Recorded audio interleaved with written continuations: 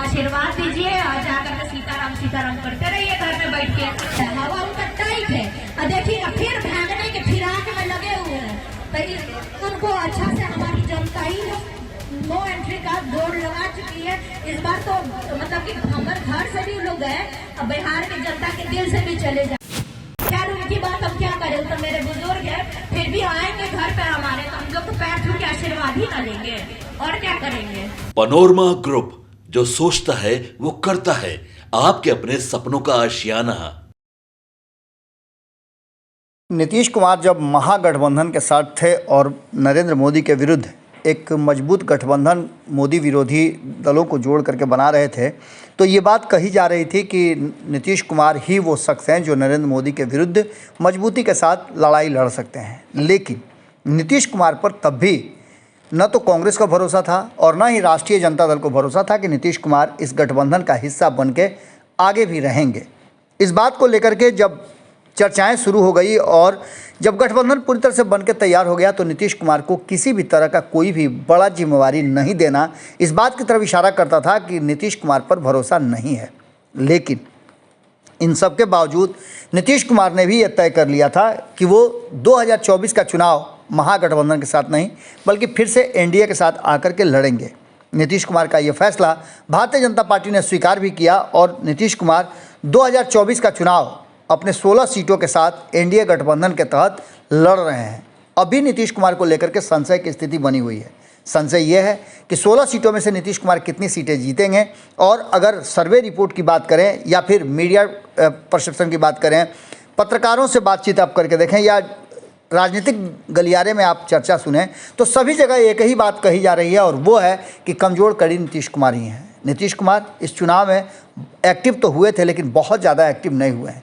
नीतीश कुमार की 8 सीटों पे चुनाव हो गया है और जब चौथे चरण का चुनाव होगा तो उनके 9 सीटों पे चुनाव यानी आधे से भी ज़्यादा सीटों पे उनका मतदान हो चुका होगा, यानी ईवीएम में कैद हो चुका होगा।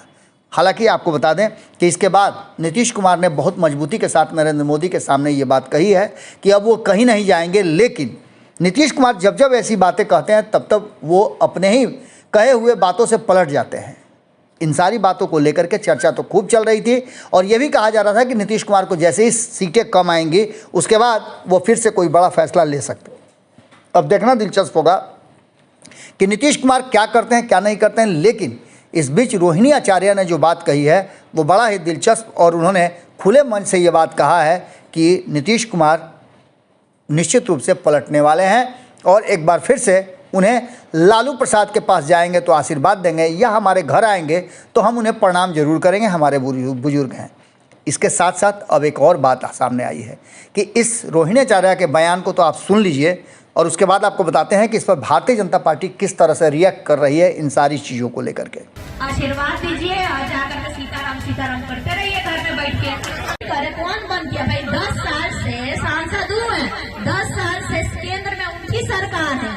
अब अभी 20 साल होने जा रहा, बिहार में उन्हीं की सरकार चल रही है। अभी इसमें पट्टू चाचा पन इधर उधर पलटते रहते हैं, जब उधर से टाइट करता है ईडीआई सीबीआई तो कूद करके घर आ जाते हैं, भैया बचा लीजिए हमारा, ना तो हमारे सब पटिए खा जाए। अभी टाइट किए हुए हैं, हवा उनका टाइट है और देखिए फिर भागने के फिराक में लगे हुए हैं, तो उनको अच्छा से हमारी जनता ही नो एंट्री का बोर्ड लगा चुकी है।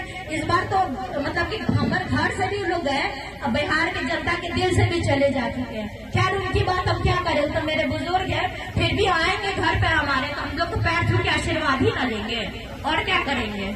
आशीर्वाद दीजिए और जाकर के सीताराम सीताराम करते रहिए घर में बैठ के। अब तो वही काम बच, लालू जी थे तो रेल में गरीबों के लिए उन्होंने गरीब रथ चालू किया था, मालूम है ना आप लोगों को। भाई नीतीश चाचा जब रेल मंत्री थे तो किसके नाम से रेल चालू किए थे,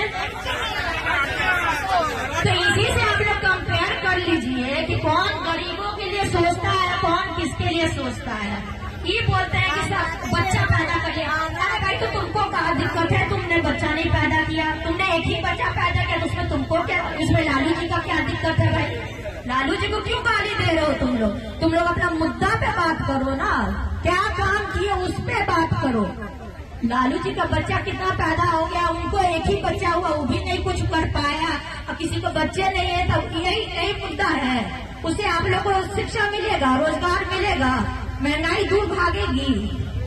हाँ, नहीं, सब तरह का बात होगी। जब आप परिवार पे बोलिएगा तो भाई परिवार के लिए भी हम लोग है, परिवार का बात परिवार से देंगे, रोजगार का बात हम लोग रोजगार गिना गिना करके देंगे। हमने ये काम किया, आप गिनाइए ना 10 साल से क्या किए हैं, कुछ किए हैं? बस यहाँ के जो सांसद है, जैसा अभी बताया भी गया कि विधायक जी यहाँ पे नजर ही नहीं आते हैं, सांसद जी भी लापता है, अपने आप को यहाँ के स्थानीय बताते हैं लेकिन वो लापता है, कोई अपने पड़ोस में भी वो नहीं कभी दिखते हैं। 5 साल में आप ही लोग नाम मुझे बताए हैं, 5 साल में एक बार वो नजर आते हैं, वो भी बस एसी कमरा में बैठ करके मीडिया में बैठ करके भाषण दे करके रात में जा करके 5-10 लोग अपना गमछा भगवा गमछा पहना देते हैं और उसी पे आप लोग सबको वोट दे दे करके जिता रहे हैं। तो इस बार घर में बैठाए लोगों को जिताइए मत। आप देखिए कि आपके साथ आपकी समस्या में कौन आपके साथ खड़ा है, कौन विकास किया।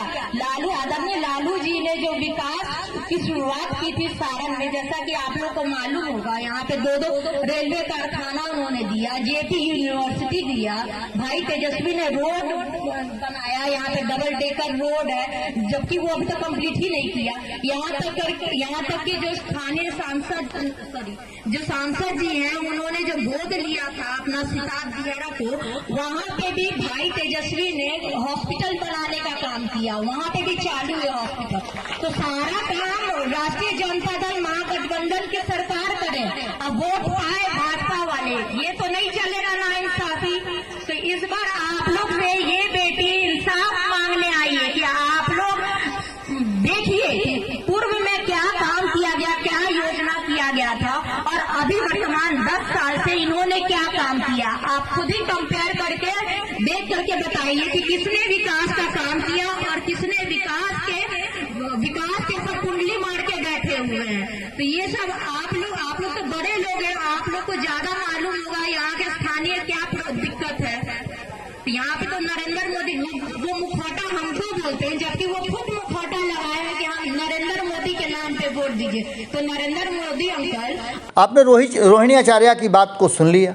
अब रोहिणी आचार्य के इस बयान के बाद, हालांकि भारतीय जनता पार्टी ने इस पर कोई बात नहीं कही, लेकिन रोहिणी आचार्य ने जिस तरह से भारतीय जनता पार्टी और 10 साल के शासन पर उंगली उठाया है, सोना को लेकर के उन्होंने बातें कही है, उसको लेकर के भारतीय जनता पार्टी के प्रवक्ता हैं, काफ़ी प्रखर और मुखर रहते हैं नीरज कुमार, उन्होंने जमकर क्लास लगाया है। क्या कहा है नीरज कुमार ने, वो भी आप सुन लीजिए और इनके बयान सुनने के बाद आप फैसला कीजिए कि बिहार में किस तरह की राजनीति चल रही है और आगे क्या होने वाला है। कमेंट बॉक्स में अपनी राय जरूर दीजिएगा।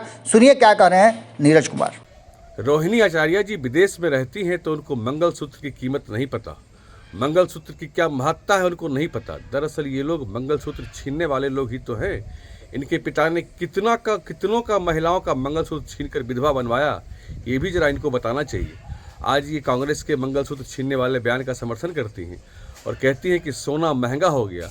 अरे गरीब भी मंगलसूत्र पहनता है, अपने सुहाग की रक्षा करना हिंदुस्तान की महिलाओं अपना मर्यादा और धर्म समझती हैं, लेकिन आपको ये मर्यादा विदेश में रह के शायद आप रोहिणी जी भूल चुकी हैं। पनोरमा ग्रुप, जो सोचता है वो करता है। अगर ये वीडियो पसंद आई और वह बिहार के राजनीति और बिहारियत से सरोकार रखेनी तो सब्सक्राइब बटन दबा के चैनल के सब्सक्राइब कर ली।